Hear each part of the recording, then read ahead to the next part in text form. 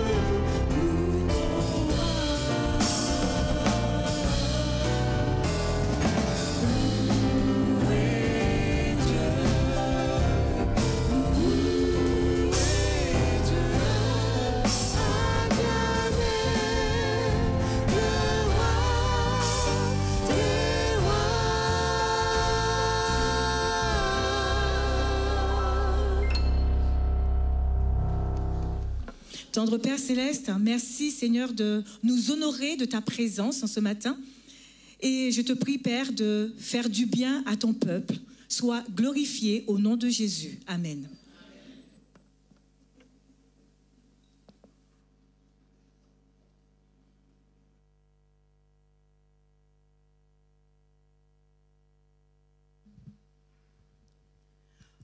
Aujourd'hui, je vous invite à ouvrir vos cœurs à Dieu.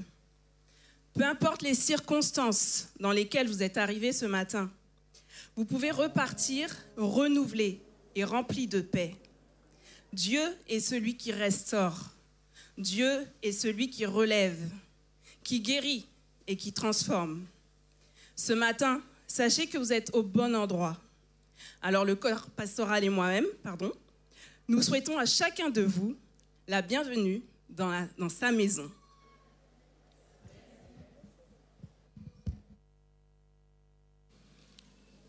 Vous pouvez vous asseoir.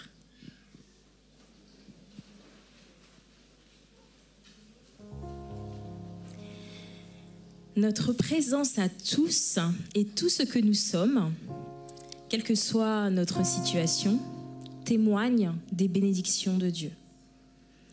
Nous sommes tous différents et en même temps uniques.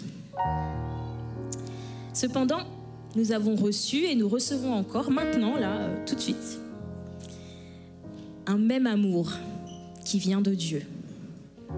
Cet amour est incomparable et vrai. Il est offert à chacune des personnes présentes ici, mais aussi à l'humanité. L'amour de Dieu envers nous est celui qu'il souhaite que l'on se témoigne les uns envers les autres. Dans 1 Corinthiens 13, versets 4 à 13, Dieu nous instruit que l'amour est patient, plein de bonté, qu'il ne se vante pas, n'est pas envieux, est sans orgueil, sans malhonnêteté, ne cherche pas son intérêt, ne s'irrite pas, ne soupçonne pas le mal, ne se réjouit pas de l'injustice mais de la vérité. Cet amour croit tout, espère tout, excuse tout et supporte tout. Et enfin, l'amour est la plus grande des choses qui demeurera toujours. Dieu a placé en chacun de nous cette capacité à aimer parfaitement.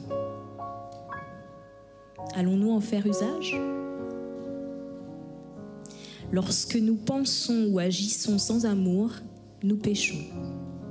Dieu a vaincu le péché notamment par amour. Aussi par amour, faisons ou ferons-nous beaucoup de miracles, de petits miracles, je dirais. Comme lui, si nous faisons preuve d'amour, nous pouvons vaincre beaucoup de péchés. Alors par le numéro 48 de nos hymnes et louanges, Tu m'as aimé Seigneur, pensons à l'amour que Dieu nous témoigne, nous a témoigné. Repentons-nous de nos péchés et proclamons avec assurance le vœu que l'amour que Dieu met en nos cœurs nous écartera du mal. Tu m'as aimé, Seigneur.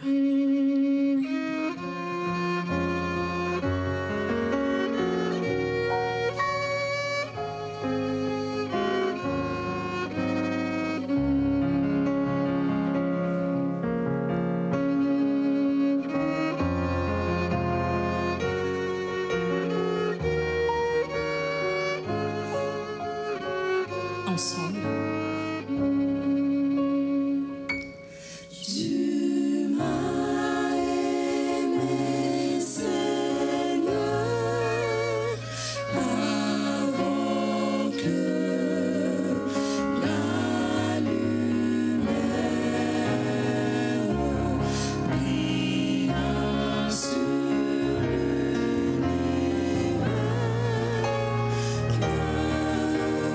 Ta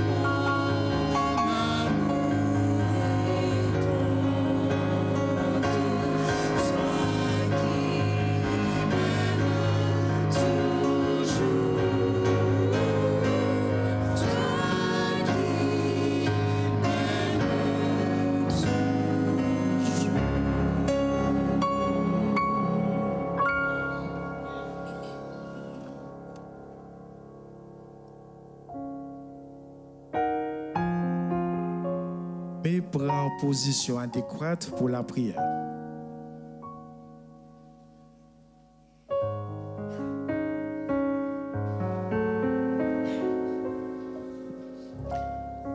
Notre Père, toi qui es aux cieux, oh, en ce moment, nous te louerons, nous t'exaltons pour tout ce que tu es, pour tout ce que tu feras pour ton peuple.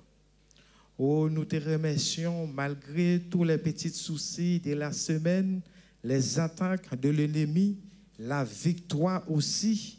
Tu nous as permis ensemble, aujourd'hui, nous unissons nos voix pour te louer, pour t'exalter. Que ton nom soit glorifié, que ton nom soit exalté dans notre vie jusqu'à ce que Jésus de Nazareth revienne nous chercher. Oh, je te représente ton peuple. Ton peuple a besoin de toi. Parfois, ton peuple a transgressé ta sainte loi. Et c'est l'une des raisons en ce moment, je te demande de le pardonner, de le purifier. Et permets que ton peuple marche de victoire en victoire jusqu'à ce que nous acclamons Jésus comme roi des rois, Seigneur des seigneurs. Nous te remercions pour ce message que tu as envoyé par ta servante Cathy. Permets que vraiment tout ce qu'elle dira vienne de toi. Je te demande de les bénir, de les garder, de les soutenir jusqu'à ce que vraiment la nourriture que tu nous as envoyée soit agréable et devant toi jusqu'à ce que vraiment nous comprenions à quel temps nous vivons. Oh, je te demande de bénir de ce pays où nous vivons, le gouvernement.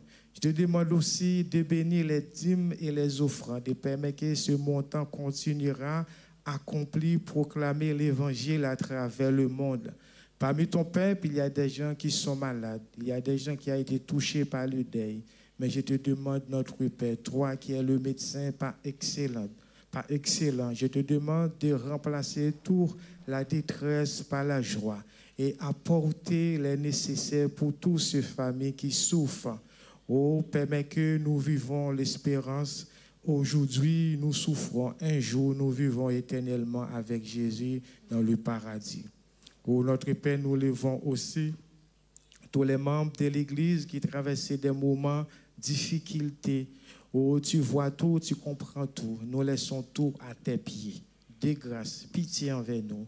Merci pour ta présence. Je te prie au nom de Jésus. Amen. Gardons notre position et nous chanterons vers toi, Seigneur.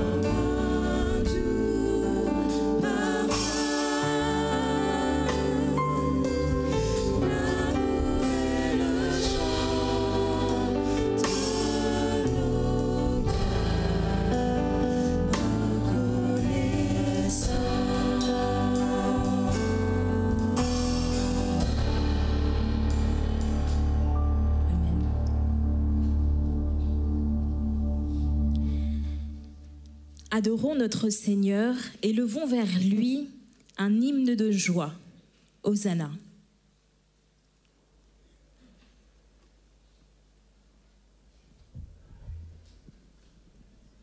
Hosanna. Un chant s'élève pour rendre gloire à Dieu.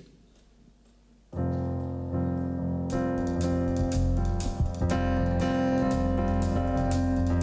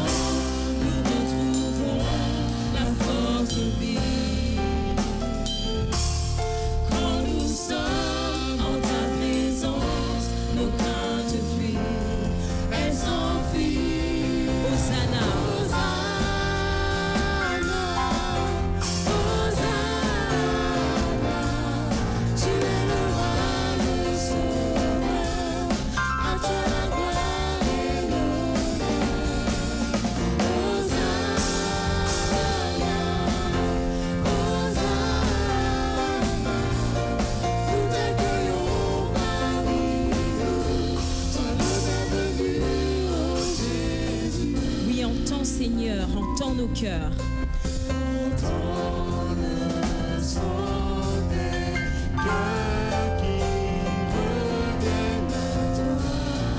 Revenons à Dieu. Car dans son royaume, les vies brisées sont restaurées.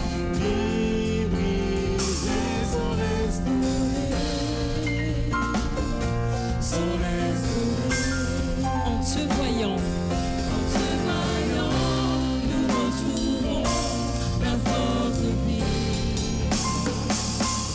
Quand nous sommes en ta présence, nos craintes fuient, elles s'enfuient. Crions Hosanna.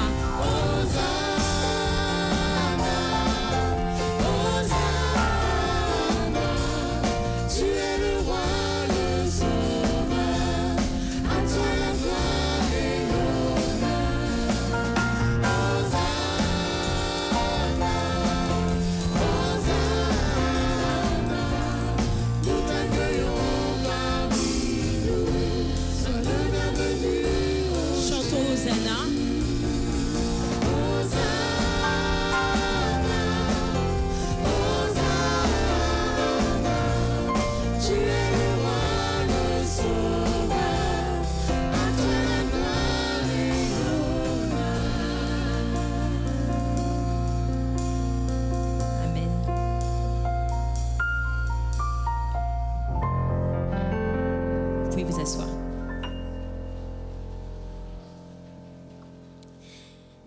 Voici venu le temps de manifester notre obéissance à Dieu par nos dîmes, exprimer notre générosité par nos offrandes. J'invite donc le diaconat à recueillir nos dus et nos dons, alors que l'équipe liturgique interprétera le chant Ma reconnaissance.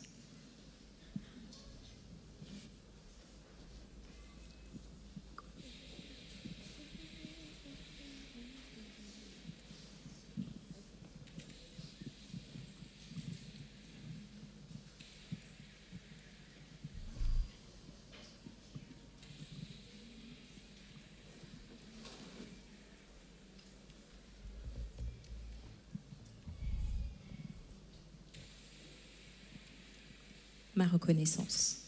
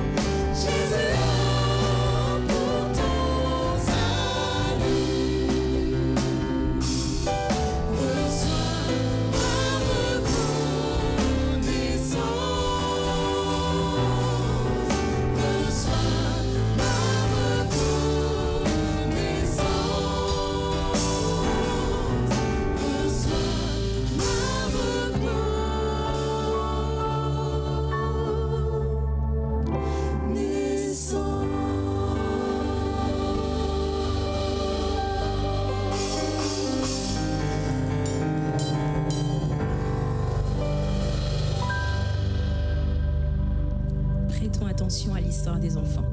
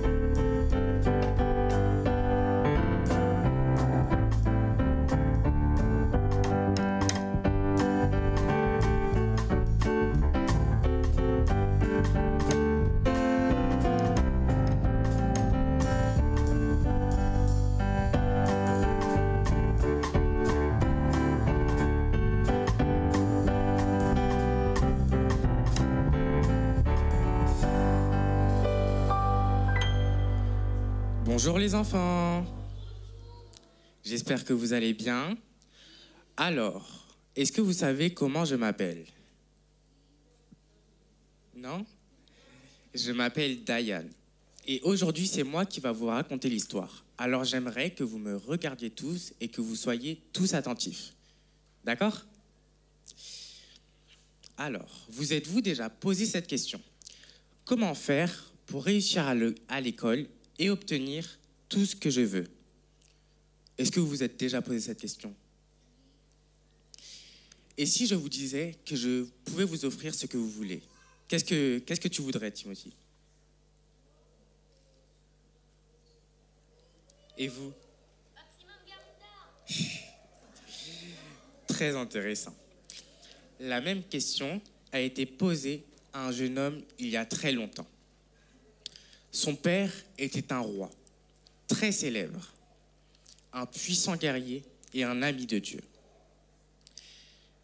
Il aurait pu penser que ses dons lui auraient été transmis. Comme mon papa, moi, je vais être fort. Puisque mon papa est fort, moi, je vais être fort. Comme mon papa est riche, moi, je vais être riche. Il aurait pu penser qu'en tant que fils du roi, les accords lui auraient permis d'avoir de la richesse et de le protéger. Ce jeune homme prenait à cœur cette tâche. Il allait bientôt être roi. Et il savait qu'il n'avait rien fait pour mériter ça. Et au lieu d'être orgueilleux et de réclamer des richesses, il rechercha la présence de Dieu. Et il réclama la sagesse. Est-ce que quelqu'un sait c'est quoi la sagesse? Oui. Être sage.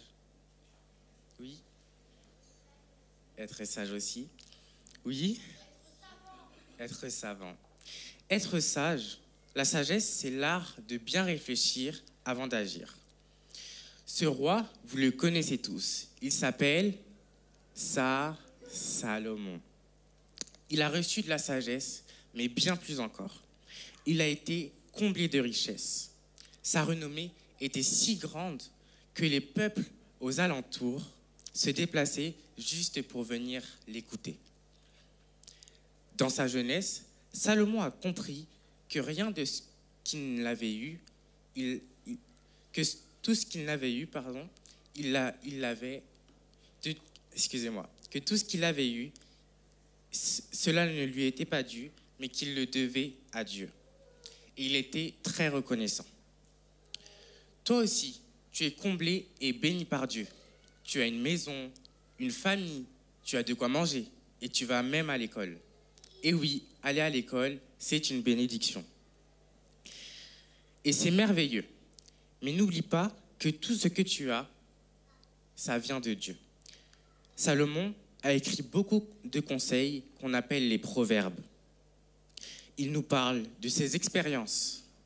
Ce roi, à qui tout souriait, a fini par oublier d'où lui venaient tous ses dons et toute cette richesse.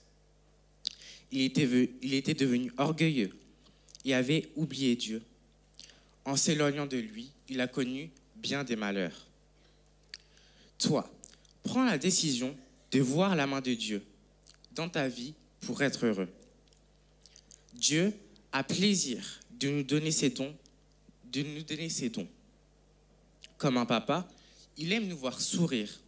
Alors, n'oublions pas que c'est lui qui fait de nous des personnes extraordinaires. Est-ce que quelqu'un veut prier ?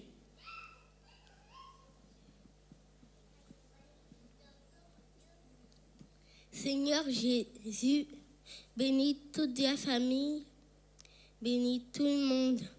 Seigneur Jésus, bénis tous les parents, bénis tous les mamans, papi, Seigneur Jésus, Amen. Vous pouvez repartir les enfants. Mais n'oubliez pas cette semaine de remercier Dieu pour toutes les bonnes choses qu'il a accomplies dans votre vie. Et soyez attentifs au culte qui va suivre par Cathy.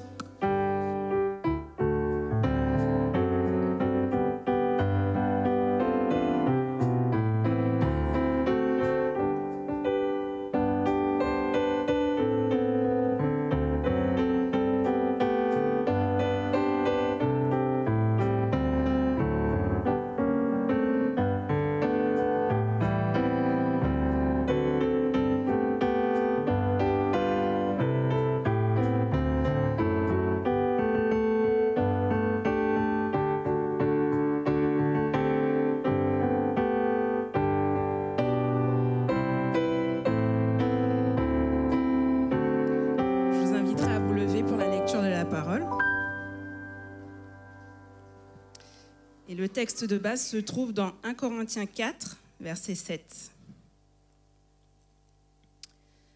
Car qui est-ce qui te distingue ? Qu'as-tu que tu n'aies reçu ? Et comme si tu ne l'avais pas reçu. Je relis. Car qui est-ce qui te distingue ? Qu'as-tu que tu n'aies reçu ? Et si tu l'as reçu, pourquoi te glorifies-tu comme si tu ne l'avais pas reçu ? Amen.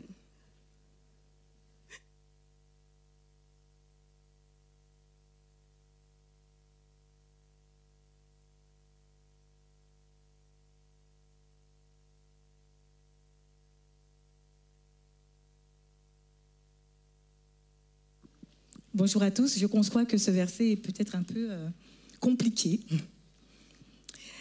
Vous allez bien ? Vous avez passé une bonne semaine ? Bon, tant mieux. Oui, ça va, ça a été, merci.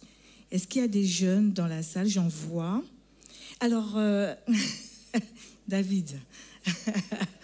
Alors, j'ai une question pour un jeune. Est-ce que ce jeune peut venir jusqu'ici, jusqu'à moi ? Vous bousculez pas, hein ? Sinon, je désigne. Ah, ça y est. Alors, Jean-Pierre, c'est ça ? Yes.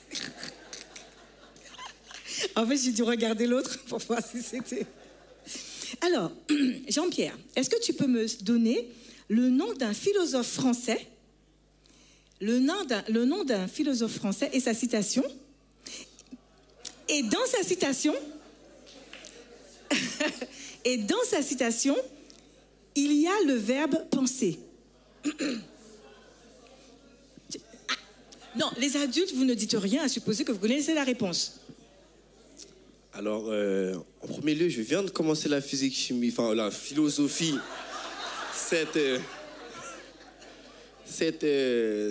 année, donc je n'ai pas encore le bagage pour répondre à cette question.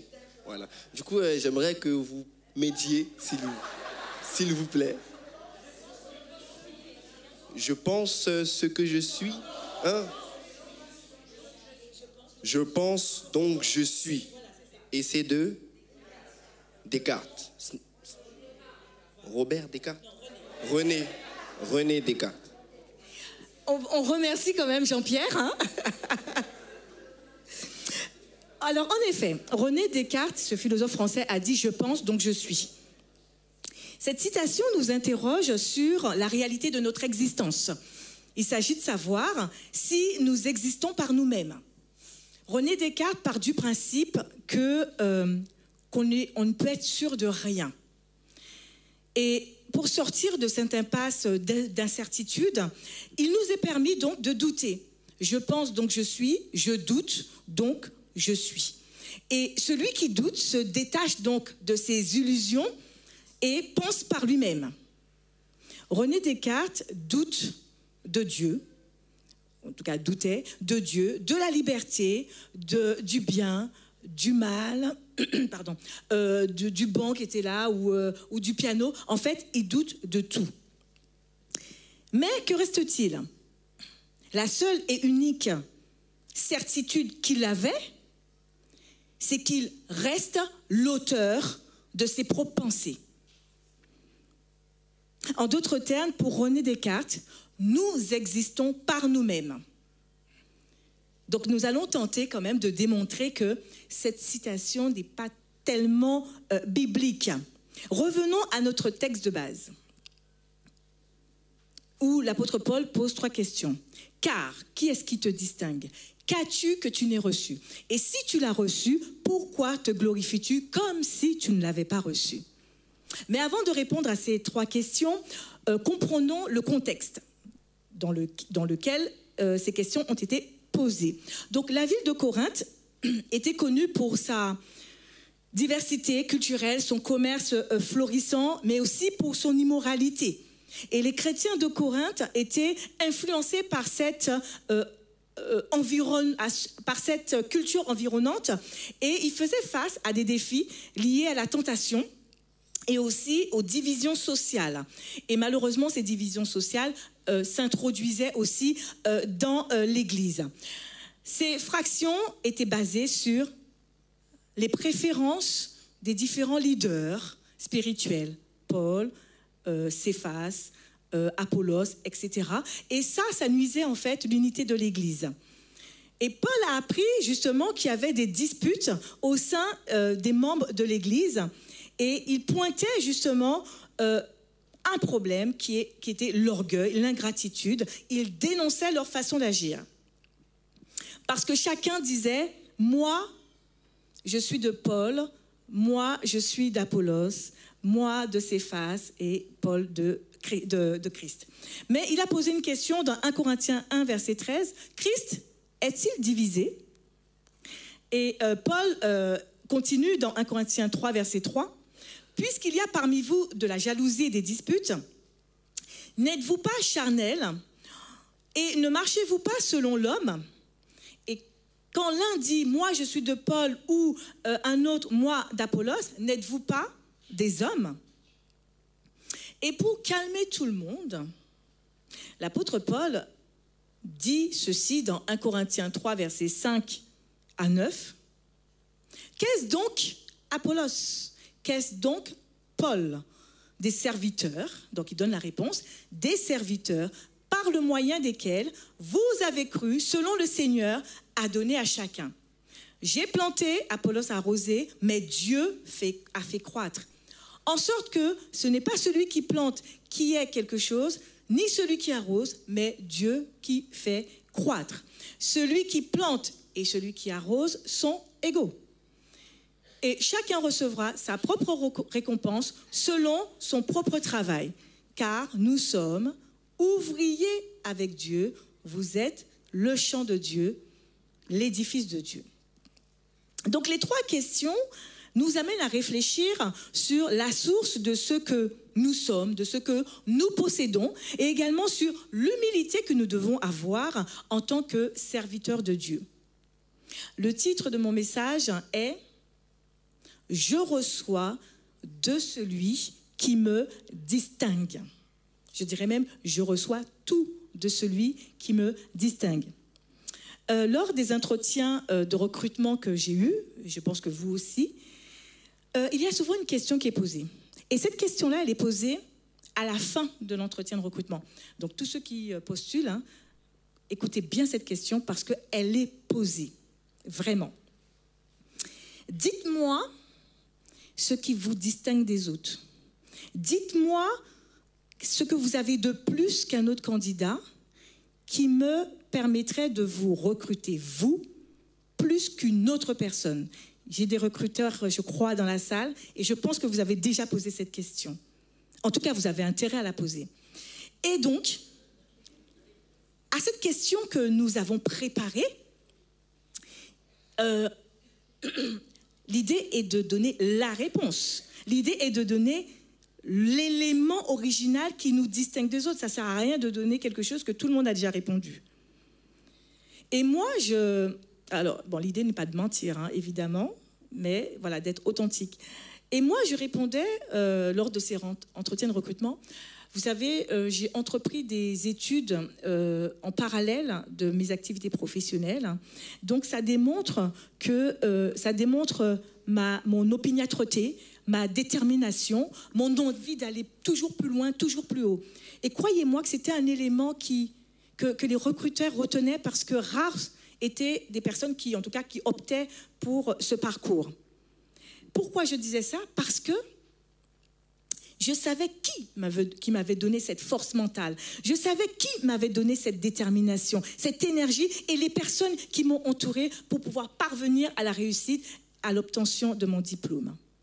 Dans notre passage, on s'aperçoit que l'apôtre Paul vraiment fait face à ce réel problème, nous vous avons dit, et de toute évidence, les membres de l'église de Corinthe avaient oublié qui était le dispensateur de leurs dons et talents. Pour ceux qui étaient en train de chercher une position imméritée parmi les siens, l'apôtre Paul pose donc ces 3 questions. Car, qui est-ce qui te distingue? Qu'as-tu que tu n'as reçu? Et si tu l'as reçu, pourquoi te glorifies-tu comme si tu ne l'avais pas reçu? Alors, il y a la version en français courant qui est pas mal, qui est assez parlante. Car, en quoi penses-tu être supérieur aux autres? Tout ce que tu as, ne l'as-tu pas reçu de Dieu?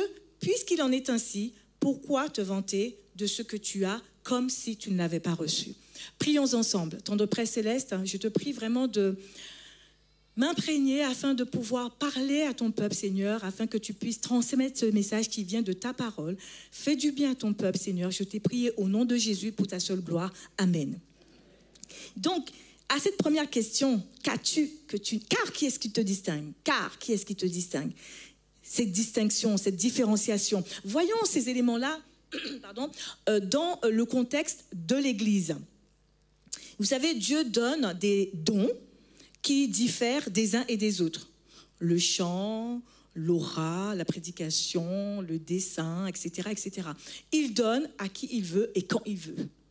L'apôtre Paul pose cette question rhétorique, qui nous invite vraiment à réfléchir sur l'origine de nos dons, nos talents, nos capacités, nos connaissances. Il sommet les Corinthiens à ne pas élever leurs pensées au-dessus de ce qui était écrit, parce que eux, ils élevaient les responsables. En fait, ils les mettaient sur un piédestal, donc les responsables préférés, et tandis qu'ils étaient prêts à dénigrer les responsables qu'ils n'aimaient pas. Et l'apôtre Paul ne voulait pas que les Corinthiens continuent dans leur dispute. Et s'il y avait des différences parmi les serviteurs, c'est parce que c'est Dieu qui l'a décidé. Si Saül de Tarse avait été choisi comme apôtre plutôt qu'un autre, pouvait-il s'en glorifier? Non, parce que c'était une chose qui était reçue. Il leur dit, il est possible que vous ayez des distinctions entre vous, c'est vrai. Il y en a qui chantent très bien, d'autres qui ne chantent pas très bien. Il y en a qui ont le talent, je ne sais pas moi, de la prédication, d'autres non pas. Oui, il y a des distinctions parmi vous, mais vous les avez reçues de Dieu. Si vous êtes sage, comme l'a dit dans l'histoire pour les enfants, si vous êtes sage, c'est une sagesse qui vient de Dieu. Si vous êtes riche, ce sont des richesses qui viennent de Dieu. Vous n'êtes pas originaire de ce que vous possédez. Les Corinthiens croyaient qu'ils étaient des êtres supérieurs aux autres à cause des dons de l'esprit qu'ils possédaient, de la sagesse qu'ils pensaient avoir. Mais avec ces 3 questions, l'apôtre Paul les a remis à leur place gentiment, et les a fait revenir en fait à la réalité des choses afin de leur rappeler qui était le dispensateur de toutes choses. Croire que nous avons tout reçu des mains de Dieu nous amène à l'orgueil, parce que nous serons tentés de juger l'autre et considérer l'autre comme moins spirituel. Nous serons tentés de juger ceux qui n'ont pas encore reçu ce que nous avons déjà reçu nous-mêmes. Les Corinthiens pensaient avoir dépassé spirituellement les apôtres. Quelle audace! L'apôtre Paul décrit avec ironie cette insuffisance enflée d'orgueil des responsables de Corinthe qui vivaient dans une illusion de fausse confiance en eux-mêmes. Ils se prenaient pour des sages, des puissants, des rois qui n'ont aucun besoin et pourtant ils étaient pauvres. Une personne a dit: presque tous les hommes peuvent faire face à l'adversité. Or, si vous voulez tester la capacité de quelqu'un, donnez-lui le pouvoir. En d'autres termes, si vous voulez connaître la réelle valeur d'une personne, il faut lui donner l'accès au pouvoir, c'est-à-dire lui permettre de posséder quelque chose, un avantage que les autres n'ont pas, de l'argent, un statut social, etc. Et dans ces conditions-là, le rapport avec les autres change, en tout cas pour certains, parce qu'ils ont du pouvoir. On se sent plus intelligent, plus digne que les autres. On se croit meilleur que les autres. Même si on ne le dit pas ouvertement, mais on le pense tout bas. Mais la parole de Dieu nous met en garde contre ce danger qui est l'orgueil. L'humilité est la seule attitude acceptable vis-à-vis de Dieu qui, dans sa grâce, donne à ses enfants ce dont ils ont besoin, quand il veut et à qui il veut. Nous sommes des êtres créés par Dieu et nous sommes, rappelons-nous, nous sommes des instruments dans les mains de Dieu. Donc ma distinction vient de Dieu. Alors voyons cette question en dehors de l'Église, à l'extérieur. La Bible nous dit dans Deutéronome 28, verset 3, « L'Éternel fera de toi la tête et non la queue. Tu seras toujours en haut et jamais en bas, à condition d'obéir à Dieu. » On l'a vu, alors c'est vrai que voilà, Dieu promet à son peuple d'être en haut et jamais en bas, et d'être toujours, d'être en haut et jamais en bas, et d'être toujours à la tête et non la queue.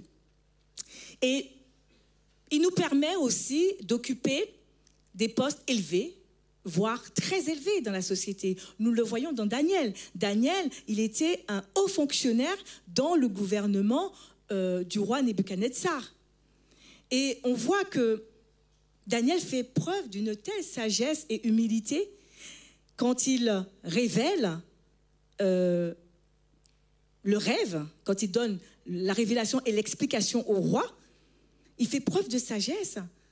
Il dit que c'est Dieu qui lui a donné cette révélation et cette interprétation, sans pour autant dénigrer les enchanteurs, les astrologues et les magiciens du roi. Donc, ce statut de Daniel, on le voit encore aujourd'hui dans la société. Je prends par exemple la Cour pénale internationale, qui siège à La Haye, qui juge les crimes contre l'humanité, crimes de guerre, etc., génocide. Nous avons des chrétiens, nous avons des juges chrétiens adventistes qui siègent à la Cour pénale internationale. Nous avons un chef d'État qui est chrétien, adventiste, un chef d'État en Jamaïque. Il est chrétien. C'est vrai que la Jamaïque fait partie du Commonwealth et donc du coup, c'est le roi Charles qui est le roi du Commonwealth, mais il est chef d'État de la Jamaïque. Lorsque nous sommes tout en haut de l'échelle, il ne s'agit pas de nous considérer supérieurs aux autres parce que nous avons la connaissance, l'intelligence, etc., ni les accuser parce qu'à nos yeux, nous semblons mieux faire que les autres. Si nous avons un statut social élevé, c'est que le Seigneur nous a fait grâce. Mais dès l'instant où nous nous croyons supérieurs, nous sommes déjà en danger. Parce que Proverbe 16, verset 18 nous dit « L'orgueil précède la chute ». Dieu nous appelle à nous supporter les uns les autres, en priant les uns pour les autres, et non à nous croire meilleurs que les autres. Jésus nous met en garde en disant à ses disciples, certains, dans Matthieu 20, verset 16, certains premiers finiront derniers et vice-versa. Donc un chrétien, adventiste ou pas, un chrétien n'est pas un homme meilleur que les autres. C'est un homme qui a accepté le salut parce qu'il est dans la même situation que les autres. Donc la distinction n'est pas synonyme de supériorité. Celui qui est supérieur, c'est celui qui me distingue parce que je reçois tout de lui. Et cette personne-là, c'est Dieu. Alors maintenant, voyons la deuxième question. Qu'as-tu que tu n'aies reçu? Nous interroge l'apôtre Paul. Nous devenons convenir qu'il n'en est rien que l'homme, que l'homme puisse s'attribuer si cela n'a été donné du ciel. L'apôtre Paul nous dit justement dans 1 Corinthiens 3, versets 21 à 23, que personne donc ne mette sa gloire dans les hommes, car tout est à vous. Car tout est à vous, soit Paul, soit Apollos, soit Céphas, soit le monde, soit la vie, soit la mort, soit les choses présentes, soit les choses à venir. Tout est à vous et vous êtes à Christ et Christ à Dieu. Alors, chère assemblée, est-ce que vraiment tout est à nous? Est-ce que tout est à nous, comme dit l'apôtre Paul? Comment? La terre est à Dieu. Ok. Alors, ce qui est important, c'est la dernière phrase, parce qu'on a l'impression que l'apôtre Paul nous dit que tout est à nous. Mais en fait, l'apôtre Paul entreprend un raisonnement mathématique. Il dit que puisque nous appartenons à Christ et que Christ appartient à Dieu, ce qui est à Dieu, puisque nous appartenons à Christ et Christ appartient à Dieu, ce que nous avons est de Dieu, vient de Dieu par conséquent. Et Jacques 1, versets 17 et 18 nous dit « Toute grâce excellente, tout don parfait descend d'en haut, du Père des Lumières, chez lequel il n'y a ni changement ni ombre de variation. Il nous a engendrés selon sa volonté, par la parole de vérité, afin que nous soyons en quelque sorte des prémices de ces créatures. Qu'as-tu que tu n'aies reçu ?» Cette phrase peut paraître, en tout cas cette question, peut paraître un peu dure de la part de l'apôtre Paul. On peut dire que, je trouve qu'il est dur, c'est vrai. Parce que, pourquoi? Parce que ce que nous avons, on a travaillé pour ça. Pas vrai? Ce que nous possédons, on a travaillé dur pour pouvoir arriver là. Chers jeunes, vous avez travaillé très dur pour obtenir vos diplômes. Hein, donc, quel que soit le domaine, nos projets, notre ascension, cela est dû à un travail acharné, à un effort personnel. Et je suis d'accord avec ça. C'est normal. Le romancier québécois Gilles Brivard dit que la réussite est liée à la patience. Mais elle dépend beaucoup de bonne volonté. Et il y a un proverbe qui dit « Qui veut réussir trouve un moyen et celui qui ne veut rien faire trouve une excuse. » Donc, c'est normal, il faut se donner les moyens pour pouvoir arriver à notre fin, pour pouvoir réussir. Et on entend souvent dire que tu dois ta réussite qu'à toi-même. Ou encore, le travail paye, et c'est vrai. Il est légitime de penser cela. Il est légitime de penser que, oui, c'est notre mérite. Et souvent, on entend dire, oui, tu as du mérite, parce que tu as travaillé pour ça. Et ça fait du bien. Ça fait du bien parce qu'on a travaillé pour ça.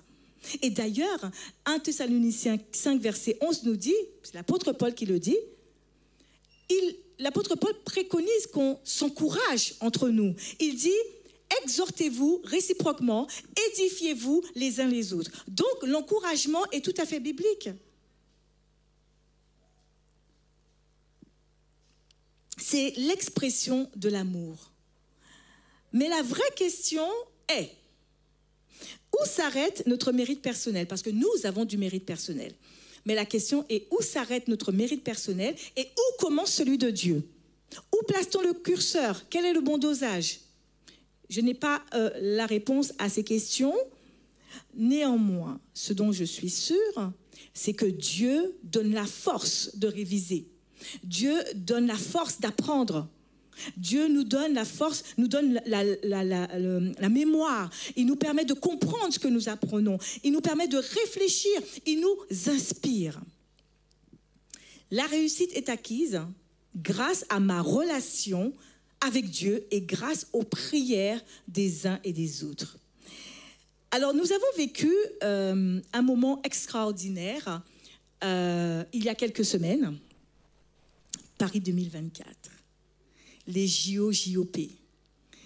Et nous avons vu des sportifs, notamment parmi les valides, j'en connais pas parmi les invalides, mais en tout cas, parmi les valides, il y a des sportifs qui se sont démarqués, qui se sont distingués des autres, qui ont fait la différence.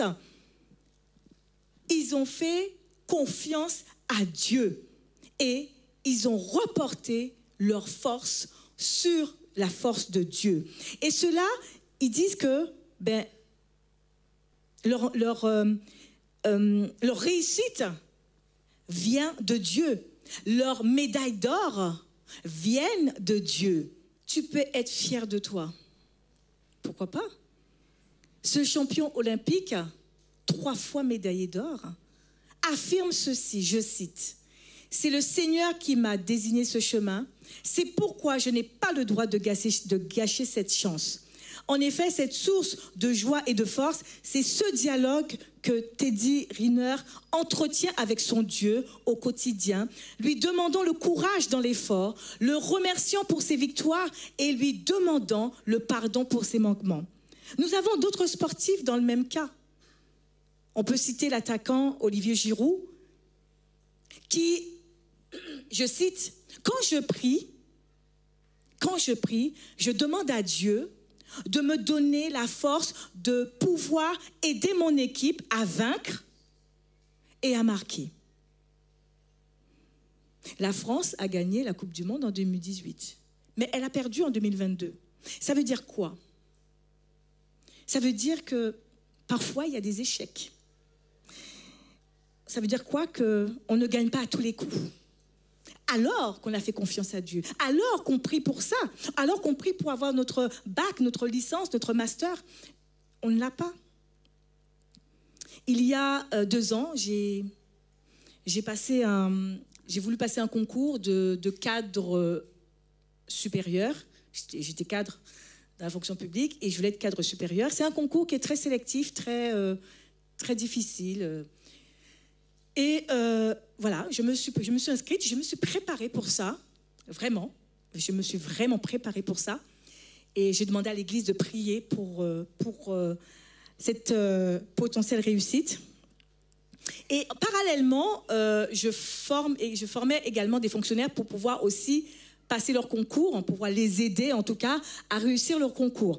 Et j'ai pris un fonctionnaire sous mon aile et j'ai pris vraiment du temps personnel pour pouvoir l'aider à la préparer au mieux pour pouvoir réussir son concours.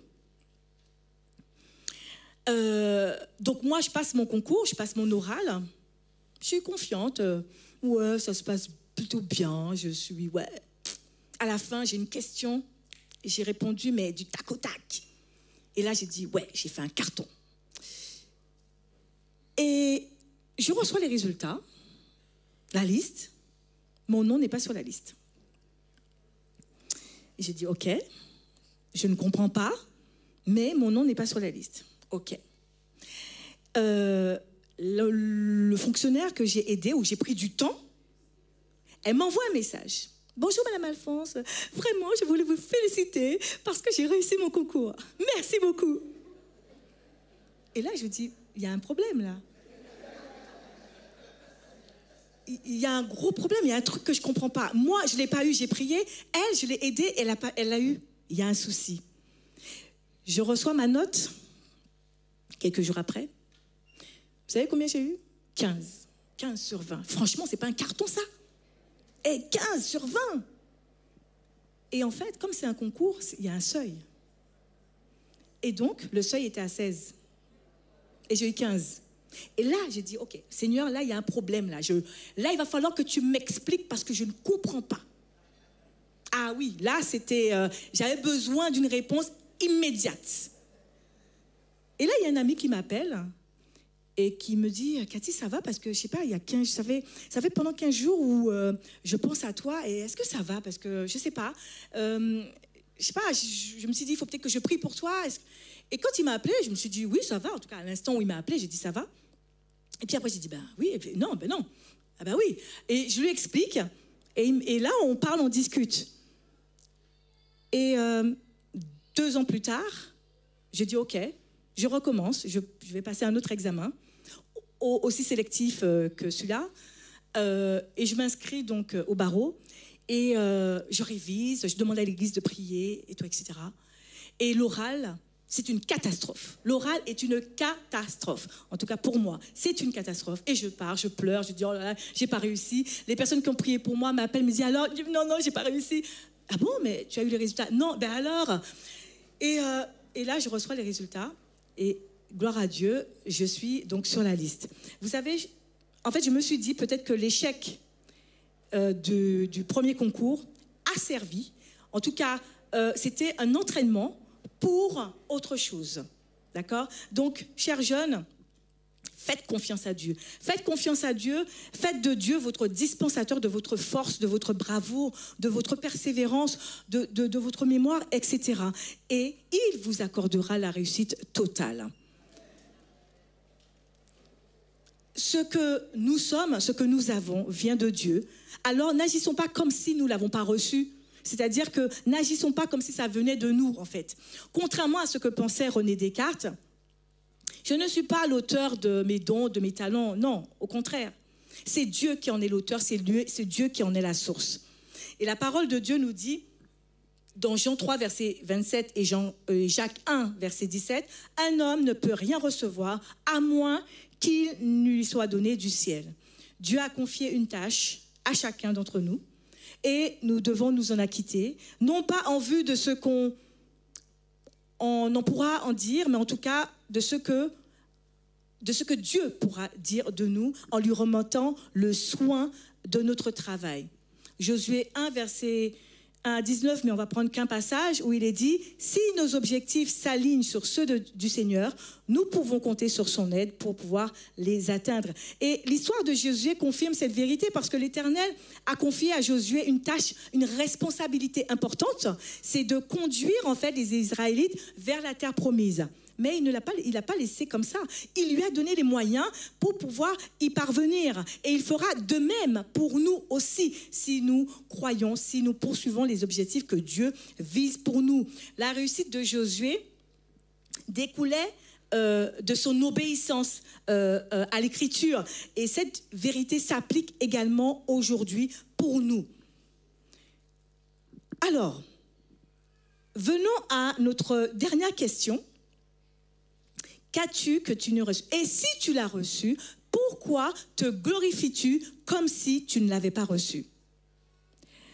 L'apôtre Paul nous dit que toute la gloire doit revenir à Dieu. Prenons l'exemple d'Étienne. Accusé et traîné par la foule, Étienne voyait quoi? Il voyait la gloire de Dieu et Jésus à la droite du Père. Ici, là, on voit déjà un premier élément. Voir, regarder, chercher la gloire de Dieu et non la sienne.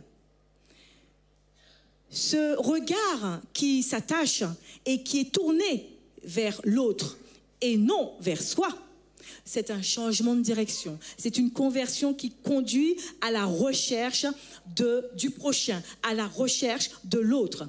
C'est l'amour qui nous permet en tout cas d'oublier notre propre gloire, notre propre intérêt, afin que le prochain s'épanouisse.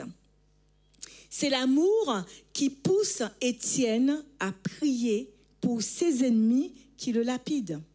C'est l'amour qui nous pousse à prier les uns pour les autres dans les épreuves. C'est l'amour qui pousse l'autre à nous accompagner durant nos études, durant aussi nos échecs, durant nos projets, nos réussites, etc. Chers jeunes, vous pouvez compter sur Dieu et donc compter sur l'Église.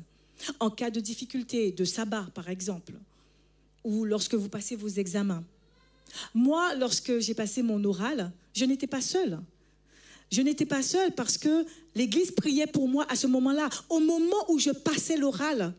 Et je vous assure que c'était un match de boxe. Mais au moment où je passais l'oral, l'Église intercédait.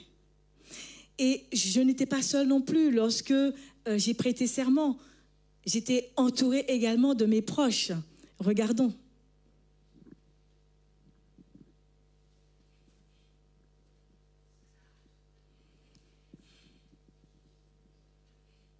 C'est ma sœur. Je prêtais serment.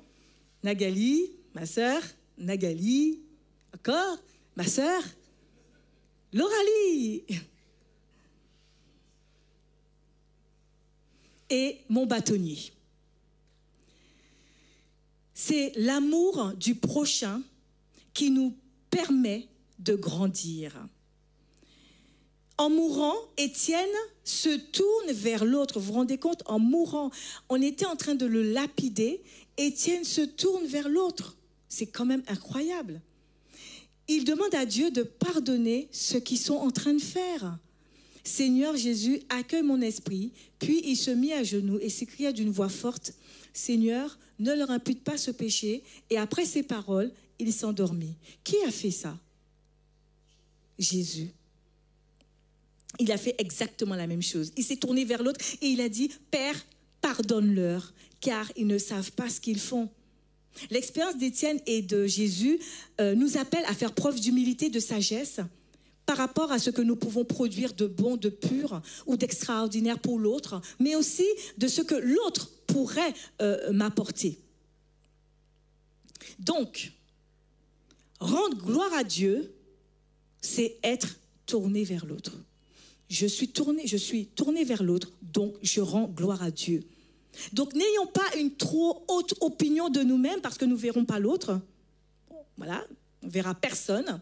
Mais soyons humbles et mettons nos dons au service des autres. Rendre gloire à Dieu, c'est aussi être reconnaissant envers lui. L'homme qui se met à la première place pour donner la seconde place à Dieu, il démontre qu'il perd sa sagesse et son humilité. Partout et en tout lieu, que ceux qui nous entourent puissent constater que nous donnons à Dieu toute la gloire qui lui est due.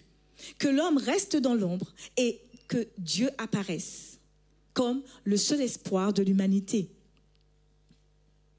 Fort est de constater parfois, effectivement, nous sommes promptes peut-être à nous enorgueillir, à tirer peut-être une gloire en exposant nos richesses, nos exploits, ou encore notre intelligence. Je suis médecin. Alors, il y a des personnes qui, vous leur dites quelque chose, ils vous sortent un truc qui n'a absolument rien à voir. Je suis avocat, je suis médecin, je suis juge, je suis énarque, etc. Il n'y a aucun sujet de gloire pour l'homme, car ayons à l'esprit l'ordre des choses. C'est quoi l'ordre des choses? Il est Dieu, nous sommes humains. Il est éternel et nous sommes une vapeur qui passe. Il est le créateur et nous sommes ses créatures. Voilà l'ordre des choses. Parfois, les circonstances de la vie peuvent effectivement nous inviter peut-être à rejeter Dieu ou en tout cas à nous éviter à le louer, à le célébrer lorsque nous, comme moi, lorsque j'ai échoué et je n'ai pas compris. Effectivement, parfois, on peut être dans cette situation-là. Mais Dieu nous invite solennellement à faire confiance à sa toute-puissance. Quand nous donnons gloire à Dieu, nous reconnaissons qu'il peut tout. Nous lui permettons d'agir dans nos vies et nous ouvrons la porte à la manifestation certaine de son miracle. Alors, chers frères et sœurs, en une phrase, où est le sujet de se glorifier? Aucun, sauf dans toutes les choses que Dieu nous a données. Incontestablement, toute grâce excellente et tout don parfait viennent de Dieu et descendent du Père afin de rendre témoignage de lui. Alors, interro surprise, je voudrais avoir 3 autres jeunes. Ou si Jean-Pierre peut venir, mais est-ce que 3 jeunes peuvent venir ici, rapidement? Ah, ben Jean-Pierre vient. Ok. Ah, génial. 3e.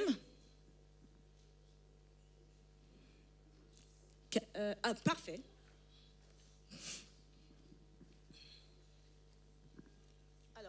Je ne veux pas te poser cette question-là, mais à Jess ou à Camille. Alors, est-ce que l'un d'entre vous peut me citer le philosophe et sa citation? Encore? Ben oui, ben, on verra s'ils ont entendu. Ah, ben voyez, ils ne savent pas. Non. Philosophe et sa citation. Ah, je donne une citation. Non. J'ai donné le nom d'un philosophe pendant mon message et aussi sa citation. Est-ce que tu peux? Oui. Je pense donc je suis René Descartes. Parfait. Très bien. Merci Camille. Ensuite, deuxième question. Je voudrais le texte de base et alors, la référence et le texte de base. Je l'ai répété plusieurs fois. Hein.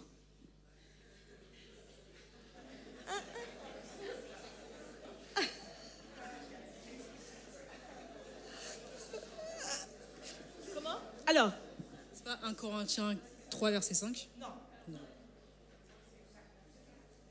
1 Corinthiens 4, verset 5? Non. 1 Corinthiens 4, verset 3? Non. 5? 7. Alors, qui peut me citer le verset? Ah non. Ah non, c'est pas touché ça. Ok, bon, mais notre... Alors, tiens, il va essayer. Enfin, d'abord, il parle de ce que, en gros... Bon. Mais j'allais le formuler pour... Voilà, en gros, la première partie, enfin, je peux tenir.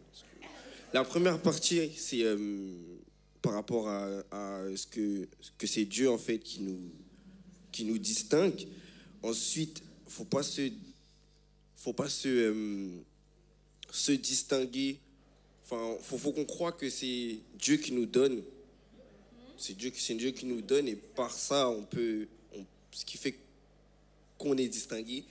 Et la dernière partie, j'ai besoin d'aide là. La dernière partie, c'était quoi? C'est qu'on a, on l'a reçu. Oui, mais avec tes mots, la dernière partie de ce que je viens de dire.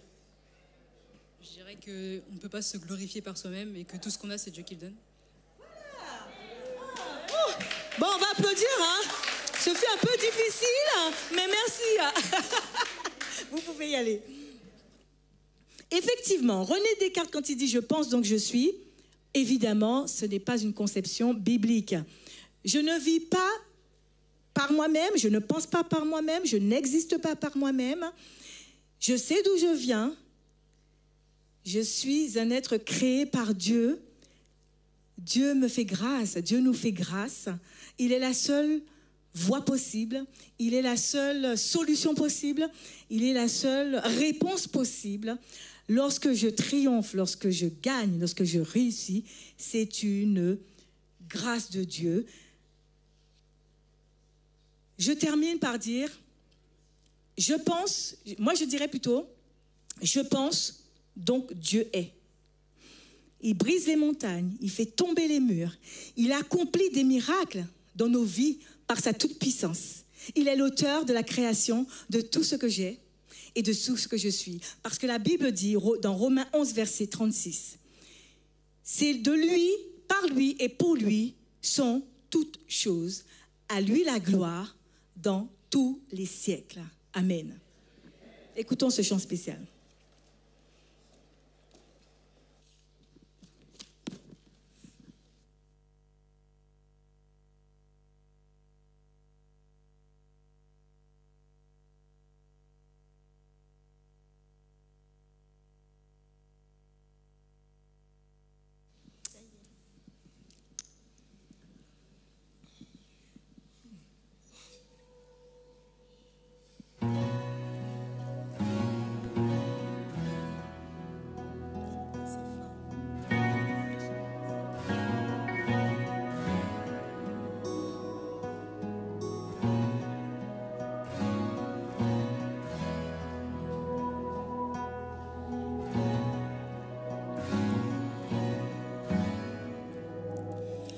Me voici,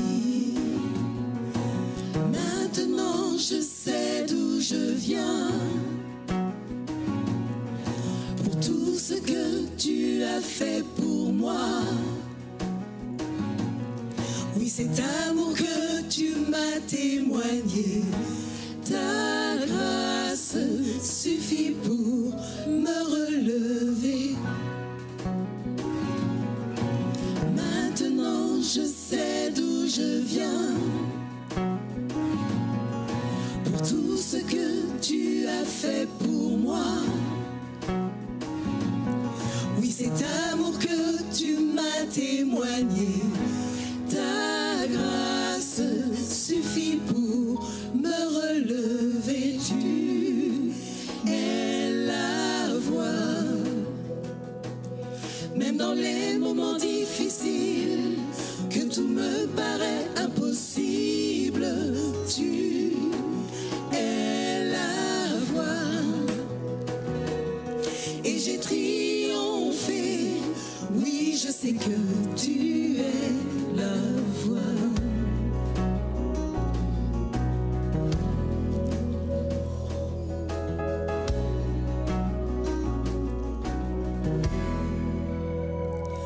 Me voici,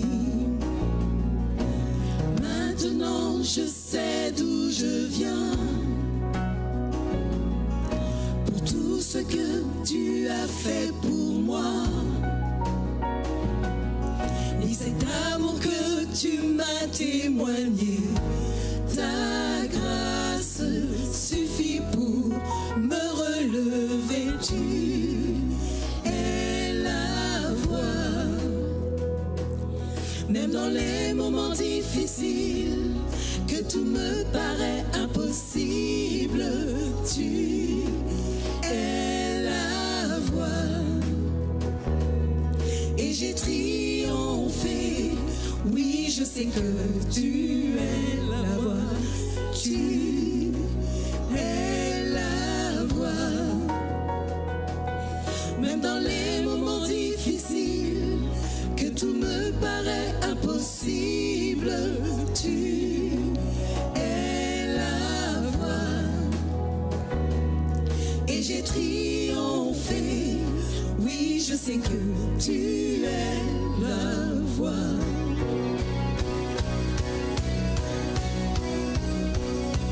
Brise les montagnes, fais tomber les murs par ta puissance. Tu fais des miracles, non rien ne t'est impossible. Et j'ai triomphé. Oui, je sais que tu es la voie. Brise les montagnes, fais tomber les murs par ta puissance.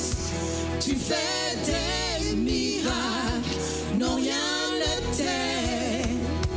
ne t'est impossible. Et j'ai triomphé. Oui, je sais que tu es la voie. Brise les montagnes, fais tomber les murs par ta puissance. Tu fais des miracles, non rien ne t'est impossible. Et j'ai triomphé. Oui, je sais que tu es la voie. Et j'ai triomphé. Oui, je sais que tu es la voie. Et j'ai triomphé. Oui, je sais que tu es la voie. Tu es la voie. Tu es la voie. Tu es la voie. Tu es la voie. Jésus est la solution. Il agit. Jésus est la solution. Il agit. Jésus est la solution. Il agit à chaque instant. Jésus est la solution. Il agit à chaque instant. Comment ne pas le louer? Comment ne pas le louer? Comment ne pas le louer? Comment ne pas le louer pour ce qu'il a fait pour moi? Comment ne pas le louer pour ce qu'il a fait pour moi? Comment ne pas le louer?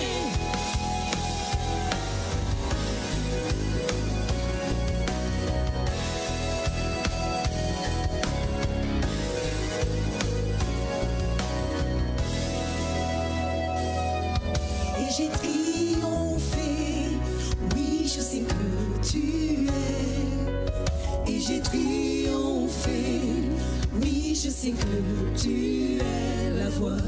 Et j'ai triomphé, oui je sais que tu es la voix.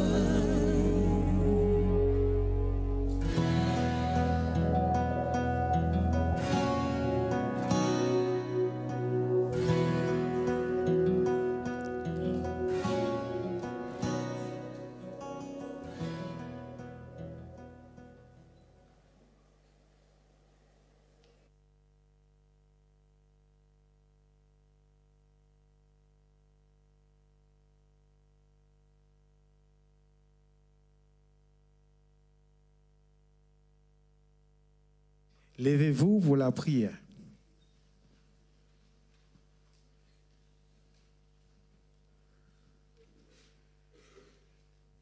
Prions. Notre Père, nous te remercions pour ce message que tu nous as envoyé par ta servante Cathy.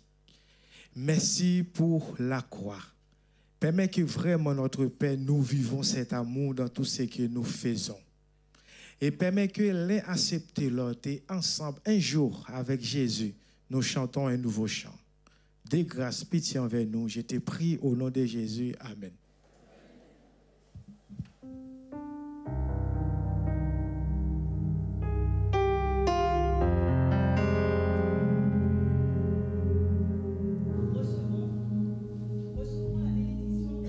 Dieu, que l'Éternel te bénisse et qui te garde.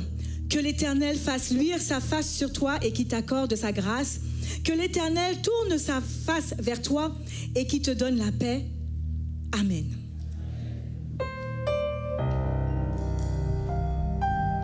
Entonnons notre bénédiction. Que sa paix.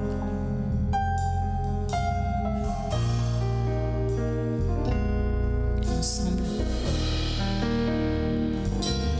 Que sa paix soit sur nous jusqu'à son retour.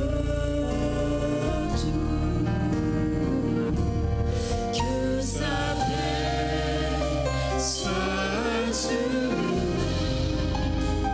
jusqu'à son